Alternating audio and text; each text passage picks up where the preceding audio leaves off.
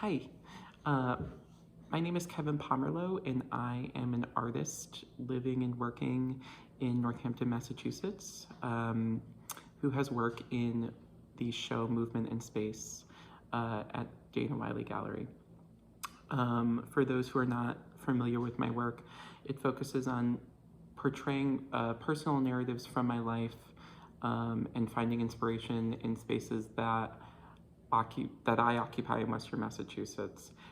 It's essentially a dissection of the 5 years of my life, the past 5 years of my life, coming into my own as a queer person, dealing with relatable interactions and negotiations of kind of like love and anger and death, and dealing with either family or personal connections to friends, or even just people that I've met in passing by who've maybe had negative interactions with due to my being a queer person. And it explores the idea of kind of like community and finding comfort in spaces and in chosen family and friends, and like reevaluating the spaces that you think that you know and then you return to and they have a whole new meaning to, really. The compositions that I use and the imagery that I use tend to be kind of ambiguous to a certain extent,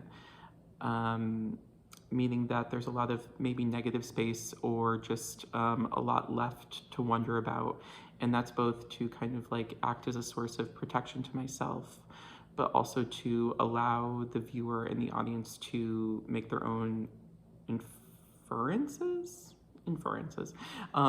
about the work, and kind of relate to it in their own way. I think a lot of the imagery used is really relatable. You know, there is these kind of like domestic scenes in a way representing the home, or just like nature, or just, you know, things that you might find, you know, at your mom's house.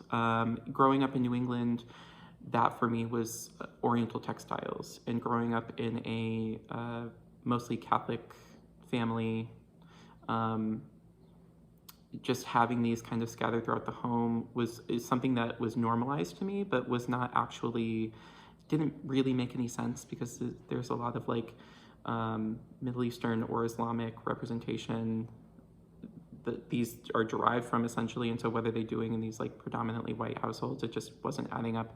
And so I started to like explore those motifs and kind of like figure out where these were coming from, and like why they were brought into these spaces, and why they are represented in different churches in a lot of New England and New England Home, and it's essentially appropriation. But my work has since, you know, strayed away from that and kind of looked at, you know, making my own motifs in these carpets and these my own compositions, which the work that's represented in this group show is kind of the base and the foundation for that, for what I'm doing now. And I couldn't have made what I'm making now without these works. So yeah, they're all prints, they're all etchings. And for those who are not familiar with etchings, they are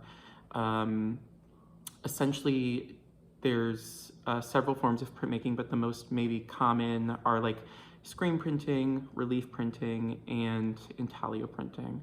And relief is when you're pulling ink from the top surface of something, like making a stamp. You dip the stamp within the ink, and then you kind of press it onto a piece of paper, and so the ink just like goes from one surface to the other. And with intaglio printmaking or etching, you're kind of making a mark within a matrix or a plate, in this case a piece of copper. You're applying ink to it, you're letting the ink sit within the groove that you just make the scratch, essentially, or the etched line, and then you're running it through a press with a piece of paper, and you are pulling the ink out from that mark that you've just created.